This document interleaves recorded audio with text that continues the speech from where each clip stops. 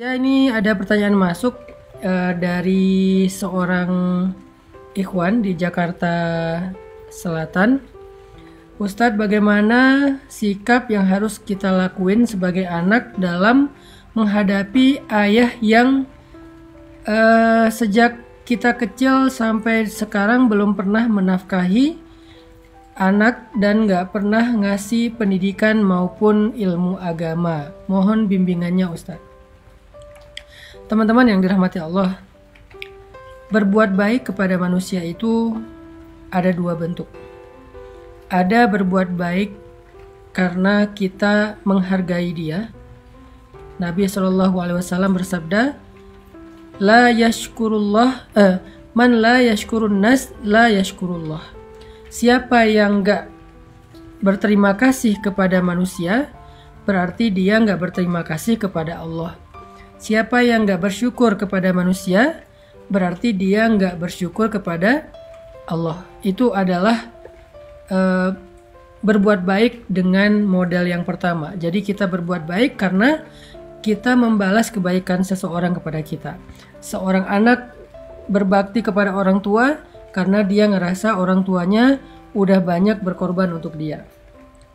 Seorang istri khidmat kepada suami karena ngerasa suaminya udah menafkahi dia, dan seterusnya kita dengan sahabat, kita dengan guru, kita dengan orang yang lebih senior, kita dengan siapapun. Kalau kita berbuat baik kepada dia karena kita ingin menghargai kebaikan dia, maka kita termasuk orang yang bersyukur. Nabi sampai mengatakan gini, kalau ada orang yang berbuat baik kepadamu, maka balaslah kebaikan itu. Balaslah kebaikan itu. Kalau engkau tidak mampu membalas kebaikan itu, maka doakanlah dia dengan kebaikan yang seolah-olah engkau telah mengganti atau membalas kebaikan orang tersebut. Ini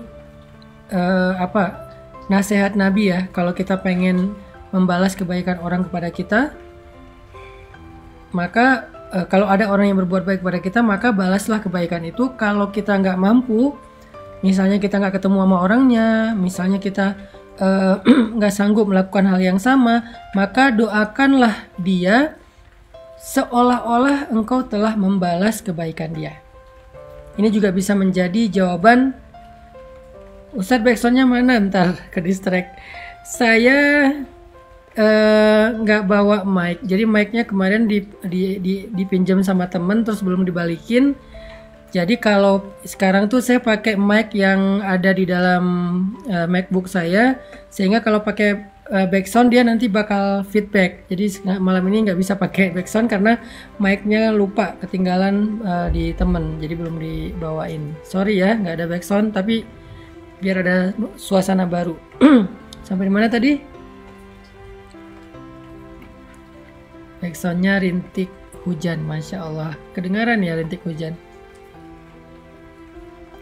Ya, tadi hadis kata Nabi, kalau kita misalnya dapat kebaikan dari seseorang, maka balaslah kebaikan itu sampai kita seperti orang yang membayar hutang, sampai tuntas. Kalau kita nggak bisa membalas kebaikan itu, atau seperti orang yang nggak bisa bayar utang, maka doakanlah dia dengan satu kebaikan yang bisa seolah-olah kita menuntaskan hak dia atau membalas kebaikan dia. Ini juga berlaku untuk yang nanya, misalnya gimana cara kita berbuat baik kepada orang tua yang udah meninggal, Ustadz. Kita nyesel dulu ketika mereka masih hidup, kita nggak berbakti, belum paham agama, belum sadar. Gimana cara berbakti pada mereka? Maka doakanlah orang tua kita dengan kebaikan-kebaikan yang seolah-olah kita sudah berbakti kepada mereka. Rabbighfirli wali walidayya warhamhuma kama rabbayani shaghira. Itu cara pertama berbuat baik kepada orang lain. Jadi balas kebaikan dengan kebaikan. Hal jazaul ihsan ilal ihsan. Oke. Yang kedua, berbuat baik kepada orang lain itu ini lebih tinggi derajatnya. Kalau tadi namanya amal solih, kalau sekarang tuh lebih dari solih, yaitu ihsan. Jadi ada solih, ada ihsan, ada khair, ada ahsan. Ihsan ini gimana? Idfa billati hiya ahsan.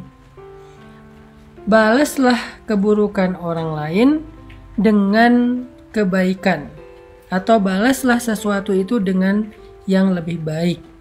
Bahkan sampai Allah berfirman di dalam ayat tentang dakwah atau berdebat, wajadilhum billati hiya ahsan, dan debatlah mereka dengan cara yang lebih ahsan. Kalau mereka mendebat kita dengan ngata-ngatain kita, dengan ngejelekin kita, dengan menghina kita, maka balaslah ucapan mereka dengan kalimat-kalimat yang mulia, kalimat-kalimat yang terpuji. Itu ajaran Islam. Kalau mereka nggak menafkahi kita, balaslah dengan kita menyantuni mereka di usia tua mereka. Kalau suami marah-marah, balas mereka dengan kita malah memaafkan, kita malah bersikap lemah lembut. Kalau anaknya mungkin belum sadar, orang tuanya justru membalasnya dengan mendoakan. Ini semua disebut dengan ihsan. Ini semua disebut dengan ihsan. Jadi membalas satu kebaikan, membalas satu keburukan dengan kebaikan. Nah, jadi kalau yang tadi ada yang nanya gimana sikap kita terhadap ayah yang gak menafkahi sejak kecil, maka sikap yang terbaiknya adalah berbuat ihsan. Wah, kalau gitu rugi dong, dia udah gak ngasih apa-apa, kita malah berbuat baik ke dia. Dia yang untung terus, kita yang rugi. Siapa bilang? Kalau kita berakadnya dengan Allah, gak ada ruginya. Karena kata Allah di dalam surat Ar-Rahman, hal jazaul ihsan illal ihsan wallahu yuhibbul muhsinin. Adakah balasan satu ihsan kecuali ihsan yang lain? Kalau kita berbuat ihsan kepada makhluk, nanti Allah yang akan berbuat ihsan kepada kita. Dan Allah kalau berbuat ihsan itu nggak tanggung-tanggung, nggak ngitung-ngitung. Ini nih kalau kita semua balikin ke akidah, ke iman, itu memang semuanya nggak ada yang rugi sih. Makanya saya bilang belajar iman itu penting banget. Belajar iman itu bukan belajar teori, bukan belajar teologi. Belajar iman itu belajar hidup.